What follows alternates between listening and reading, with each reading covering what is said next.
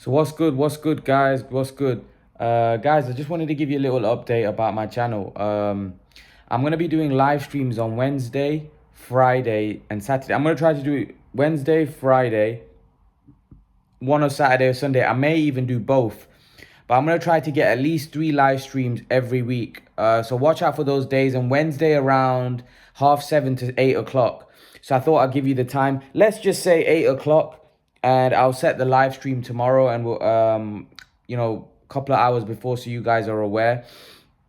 The reason why I wanted to let you know is because I need to get my training routine back. Gym, which I've kind of been a bit flaky recently, so I wanna get that training back on track, and that's why I'm setting these timings to do live streams on Wednesday, Friday, and Saturday, Sunday, because my gym won't be affected. So yeah, I thought I'd let you know that those are going to be the days. So tomorrow I'm going to be doing a live stream, and we'll hopefully talk some boxing in the live streams. I know a lot of you enjoy those live streams, and you like coming on and like giving your opinion, which I enjoy as well, because I guess it's an opportunity for me to talk to you guys as well. So yeah, we'll discuss all things boxing, and we've got a lot of things to talk about in boxing. Things that happened in the last couple of days, guys. But I want to go straight into it. Someone asked me about Gervonta Davis, Ryan Garcia. Who do I think wins? Who do I think wins that fight between Gervonta? So I'm gonna break this video down. I'm gonna talk about Wilder Fury. I'm gonna talk about Gervonta Ryan.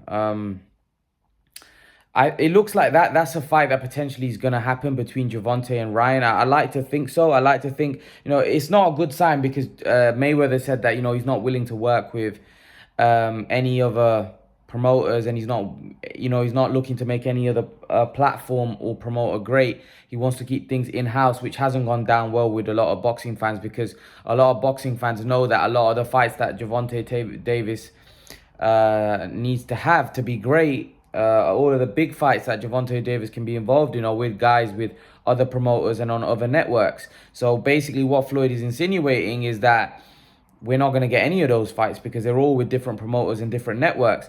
Now, I did say that I don't know whether Floyd is just saying this just to say it. I'm not sure whether that's going to be the truth, because like that, he'll be holding Gervonta Davis back, and he'll be holding Gervonta Davis from being great. Because if he doesn't fight people on other networks, someone made a good point that Gervonta Davis hasn't fought the man at 130, he hasn't fought the man at 135, and he hasn't fought the man at 140. But yet he's very highly rated, and people think that, he's going to beat everybody and he's this monster. And I do like Gervonta Davis, because I think Gervonta Davis is a quality fighter. I think he's got serious power, and I think he's got very good boxing IQ. I think underrated boxing IQ. And Teddy Atlas, if you go watch his podcast, explains that, how he looks for openings, and he's very good. But at the end of the day, he's got to be fighting the best, and he's got to get in the ring with Loma, Haney, Ryan, and Taylor, if he's going to operate at 140. But let's talk about the Ryan Garcia fight, because that's a fight that a lot of people have been talking about. A lot of people seem to think that Gervonta Davis would knock Ryan Garcia out, and he beats Ryan Garcia by knockout. If that fight was to happen, Ryan Garcia's got floored against Campbell, and he's defensively not great, and Tank's got explosive power that would knock him out. That's a very strong possibility. That's a very strong possibility, because Gervonta Davis has serious power, and Ryan Garcia looks a little bit raw. He looks a bit vulnerable. He looks defensively not that great. And when you've got the power of Gervonta Davis, the one-punch knockout artist that Gervonta Davis, he's got serious power. He's got explosive power, Davis. And he has the kind of power that can knock you cold with one punch, a bit like Wilder, a bit like Donna Stevenson. He's got serious power, explosive power. Which is always dangerous. And I've explained this before, that, there's certain power punchers, but when they're explosive power punchers, they kind of have the ability to wipe you out cold. Golovkin's a puncher, but I don't look at Golovkin as an explosive puncher. He's more of a thudding powerhouse that, he wears you down. He's just powerful. Everything he throws is powerful, but he's not explosive. Canelo, for example, is more explosive. He has that ability to knock you cold with a shot. He has explosive power. Same with Gervonta. He has explosive power. He has that ability to hit you with a shot, fast shot, one that you don't see and just knocks you cold. And that could potentially well happen with Ryan Garcia. But let's look at the positives for Ryan Garcia. Ryan Garcia is taller than Gervonta Davis. He's very, very fast. He's explosive as well. Not as powerful as Gervonta, but very explosive, very, very fast. What's to say that Ryan Garcia couldn't hurt Gervonta Davis? You know, Ryan Garcia's got explosive power and he's got speed. You know, so although I would favor Tank by stoppage in that fight, by no ways that's a foregone conclusion. Ryan Garcia has more than the capability of stopping Gervonta Davis in his tracks. Now, I wouldn't favor him in the fight. I would favor Gervonta, but nevertheless, I think Ryan Garcia is being overlooked. And I don't think this is as one-sided as what people think. I think Ryan Garcia is definitely a very dangerous fighter for anyone that he steps in with because of that speed and that explosive power. You know, just to make out that, you know, he's got no chance in the fight, I totally disagree. Because Ryan Garcia is tall, he's rangy, he's fast, he's got power. So I don't see how people just think it's a foregone conclusion. What's to say that Ryan Garcia can't hurt Gervonta Davis? He's far bigger than Gervonta Davis. A lot bigger. You know, in the ring, Ryan Garcia would dwarf Gervonta. Because Ryan Garcia is tall. Ryan Garcia is like 5'10", I believe. Gervonta is what, 5'3", 5'4", 5'5"? Like, there'll be a huge height difference. You know, Ryan Garcia could keep Gervonta at range. You know, Gervonta will have to walk Ryan. And that, by the way, that's dangerous because, like I said, Ryan's got speed and power. So Gervonta at range can't beat Ryan Garcia. He has to close the distance and get into range in order to, you know, put a dent in Ryan Garcia. But if the fight's at range, Gervonta can't win. So this is why I think that people are overlooking the physical advantages that Ryan Garcia has in this fight. You know, he's naturally a lot bigger than Gervonta Davis. So to be honest with you, although I favor Gervonta by knockout, I don't think this is a foregone conclusion by any stretch of the imagination. I think Gervonta Davis, this won't be an easy fight as what people think. This will be a good fight, a very, very good fight, and a fight that I want to see. A fight that I want to see, without question. I want to see this fight. I think this fight needs to be made. I think it's the fight to make. And I think out of all the big fights that Gervonta can have, I think this is probably a risk that maybe Mayweather, Leonard Ellerbe and their camp be willing to take because of the money that's involved in it. The fact that Ryan Garcia is a huge star and he's more vulnerable, whereas someone like Teofimo Lopez, they may not be willing to take that risk and the reward might not be as big and great as fighting a Ryan Garcia. And Haney, for example. Haney there may be more risk than reward, whereas Ryan Garcia, although I don't know whether the Mayweather camp is as big a risk, but they think the reward is going to be great. So that's why I think out of all the fights, the big fights that Gervonta could have, the super fights that Gervonta could have, I think Mayweather and his camp will be willing to take this one more than all of the others because I think they'd see that maybe a vulnerability in Ryan Garcia. They look at him that he's a little raw. They saw him get dropped against Campbell. So I think they probably look, and the reward and the money attached to it would be massive compared to the other fight. So yeah, I think that could be a fight that could be made next. Guys, I want to move on to now Deontay Wilder and Tyson Fury. Deontay Wilder says that he's going to retire Tyson Fury. A lot of people are bored with this talk and a lot of people think they've heard this talk before. But I've said whatever makes Deontay feel in a great place, in a great way, so then he can go into the rematch and perform the best he can possibly perform.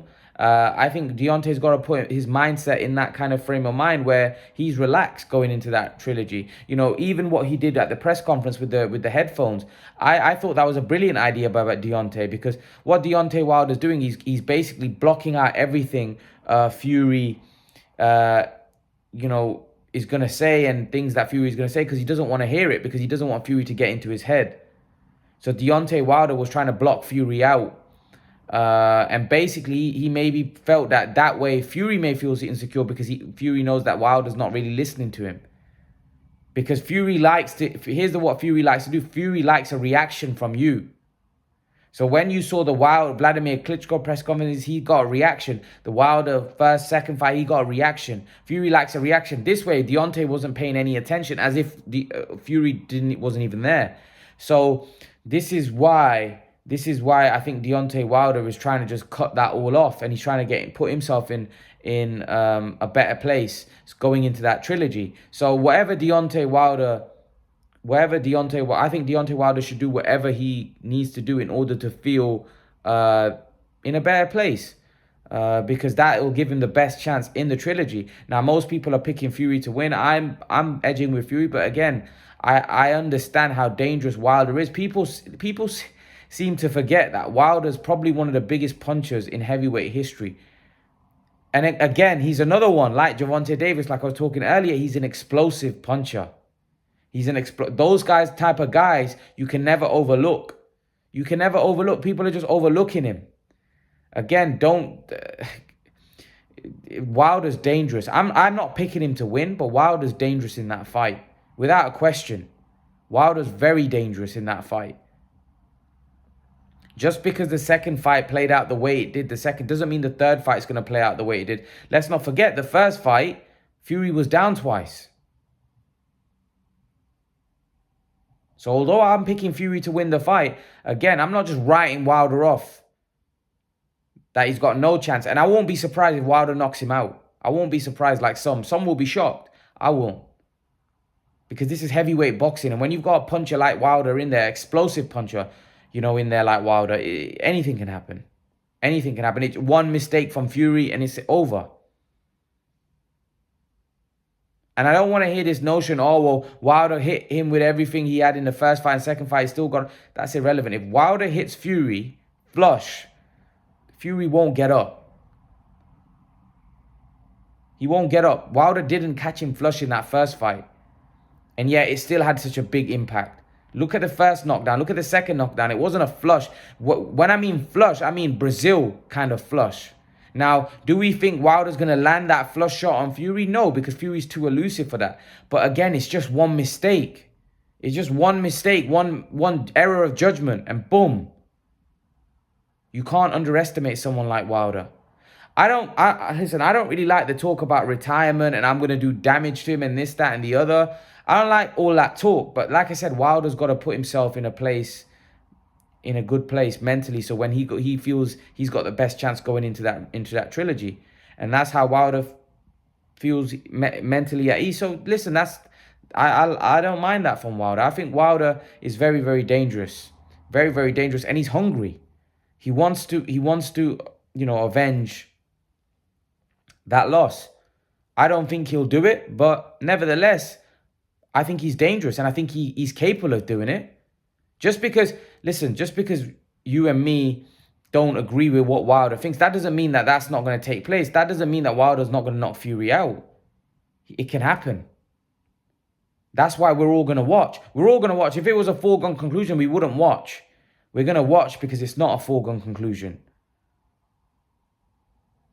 So I can't wait. I can't wait for the Wilder-Fury fight because I'm going to be looking forward to it. Without question, I'm looking forward to this fight. And I'm pretty sure every boxing fan will be tuning in and watching this fight. It's a great fight. It's a great, great, great fight. And like I said, I want to see if Wilder can make some adjustments in this fight. Or is he just going to is Tyson Fury just going to do exactly what he did last time? Because remember, Wilder now knows what Fury can do. Wilder knows Fury can walk him down and walk forward. And he knows Wilder's weakness. So what's Wilder going to do to offset that? What's Wilder going to do to overcome that? That's what I want to see. I want to see what adjustments Wilder can make. I want to see what Wilder can do to trouble Fury in this third fight. Or is Wilder just the guy that with no mindset just going in there looking for that right hand? Or can he overcome Fury this time around? These are things that I want to see. Because Wilder never thought in the second fight Fury could do that. Now he knows he can do that. So what's Wilder going to do now to offset that? Because Fury's already making himself known what he's going to do. He said he's going to come in 300 pounds, going to come in heavy, and he's going to try to run Wilder over like he did in the second fight. So what's Wilder going to do to offset that? These are things that we want to see and want to know. That's why we're going to tune in. But what do you guys make of it? Leave your thoughts. Let me know what you think in the comment section below, guys. And guys, remember to please like, share, subscribe to my channel. I'll see you guys in the next video. Peace.